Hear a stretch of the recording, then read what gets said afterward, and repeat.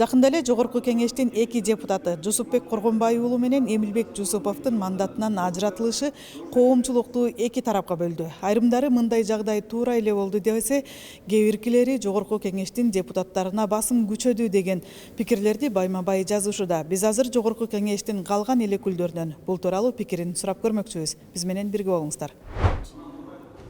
Журналисттер кетирип атат да. Өзүңөр Журналисттер кеткиле деген жок да. Сиз айтып аткан депутатты келери менен туалеттен баштап өзүңөр сындап баштабадыңар беле? Каяктан келди, кетиргиле депчи. Кетирсе эмнеге кетирдиңер дейсиңер. Эми аны мындай да, ачыгын айтканда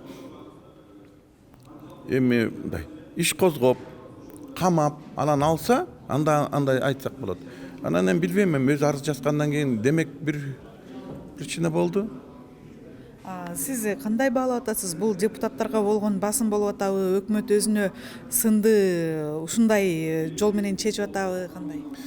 Мен эми депутаттар жөнүндө айтпай эле коеюн. Мен бир мисал келтирейин. Мына Ысык Ата районунда бир айыл өкмөтү жумушка коюлуп, бир сутканын ичинде арыз жазып кетип калды. Анан мен сурап калдым, эмнеге бул бирөө басым кылдыбы десем, анан жакын бир жигит айтты, эми тияка чакырганда бир видеону көргөзүп койду эле, ошо видеону көрөрү менен жазды деди да арызды. Анан демек ошол видеода бул мындай корко тургандай бир нерсе бар. Ошондуктан бүгүн биз ойлогондой эмес, көп ГКМБде бүгүн ар бирибизге өтө көптөгөн информация бар.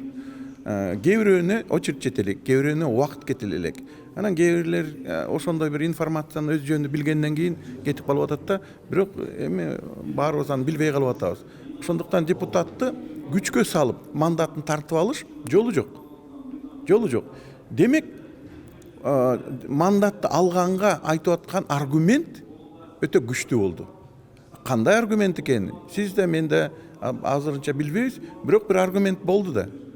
Ошол аргументти депутаттын өзү деле билет да. Эгерде ага берилген или көргөзүлгөн аргумент мандаттан да өйдө болсо, демек мындай бир аргумент бар. Анан мурунку созывдарда 30-40 кеткен депутаттар бар эле да. Анан менин оюмча, эгерде соттун чечими менен алынган мандаттар болсо, биз сөз кылсак болот да. Бирок өз ыктыяры менен кетти да. Анан мага да мындай кызык болуп калды. Бул эч кандай угулбай, эчтеке обычно бир ай мурун сөз болот эле да. Бул жерден эч кандай сөз болбой эле кетип калды. Таң калыштуу. Бизге бүгүнкү күнчө кабарыбыз жок. Биз жаңы угуп атабыз, бүгүн угуп атабыз. Балдарды помощниктер камалды деп уктук, бирок ал боюнча информация ала элекпиз. Бизге келелек негизинен. Бирок негизи туура эмес иштер болуп атат. Эми муну иликтөө иштери бүткөндөн кийин айтабыз го дейм. Улуксат алууга келген жок. Ал өз каалоосу менен арыз жазды деп уктук. Эми ошон үчүн кетип атса керек. Деги эле жагдайды кандай баалап атасыз? Эми жагдай ар бир адам же болбосо ар бир депутат мыйзам чегинде иштеш керек. Мен ойлоп атам, бул мыйзам чегинде болгон иштер го депчү. Если мындай бир башка жактан коопсуздук маселе болсо, биз кароого дайынбыз. Эмне дейин? Муну акыркы эки депутат боюнча менин кабарым жок. Себептери деле жазылган жок, өздөрү арыздарын жазыптыр. Бул эми өз ыктыяры менен арызын жазса, ага бир себептер бар да. Анан башка депутаттардын деле кетип аткандарын өзүңүздөр жакшы билесиздер. Жөндөн жөн кеткен жок. Өздөрүнүн мындай бир иштери чыгып, анан ар кандай себептер менен өздөрүнүн арыздарын жазып кетишип атат. Өз ыктыярлары менен кетип аткандарын көрүп атасыздар. Анан эми дагы канча депутат кетет, эми аны билбейбиз. Эгер ушундай эле жагдай улана бере турган болсо, депутаттар бир көз каранды болуп калабы, бийликтин бир кол бала баласына айланабы деген сын пикирлер айтылып атат. Сиздин пикир кандай? Эми мен андай деп ойлойм, биз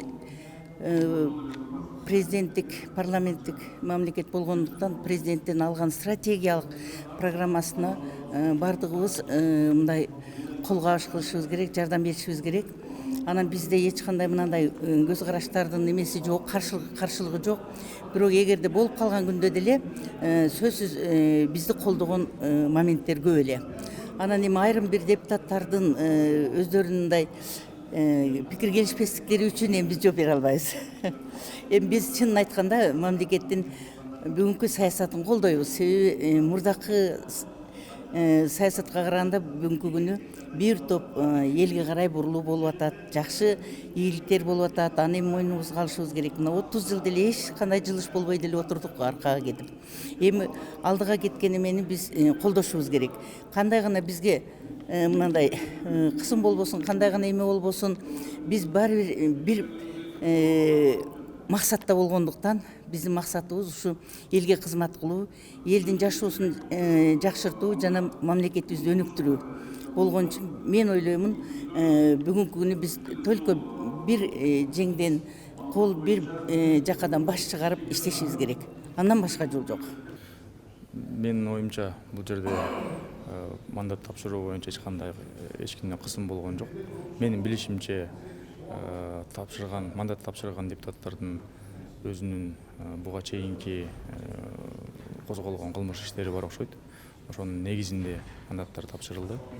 Анан бул жерде кысымы жок, өз ыктыяры менен арыз жазып кетип атышат.